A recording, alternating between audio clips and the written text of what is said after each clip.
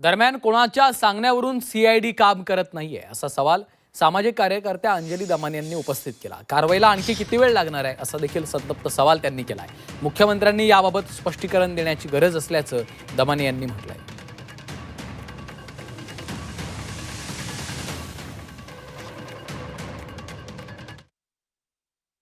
जवळजवळ 1.25 वर्ष झालं संतोष देशमुखांची हत्या होऊन आणि त्यातले प्रमुख आरोपी जे आहेत कृष्णा आंधळे त्यांना 3 वेळा ते त्यांच्या गावी येऊन राहून गेल्याची माहिती आता समोर आली आहे आणि त्यांचे भाऊ धनंजय देशमुख यांचं म्हणणं आहे की त्यांनी ही माहिती सीआयडी कडे दिली होती। मला आता एक कळत नाहीये की हे चाललंय काय, कोणाच्या सांगण्यावरनं सीआयडी काम करत नाहीये का कृष्णा आंधळेंकडे बरीच काही माहिती आहे जी धनंजय मुंडेंपर्यंत थेट जातीये म्हणून की काय त्यांच्यावर कारवाई होत नाहीये। आता याचं स्पष्टीकरण खरं तर मुख्यमंत्र्यांना देणं गरजेचं आहे की यांच्यावर कारवाई व्हायला किंवा महाराष्ट्र पोलिसांना एका आरोपीला पकडायला किती वेळ लागतो।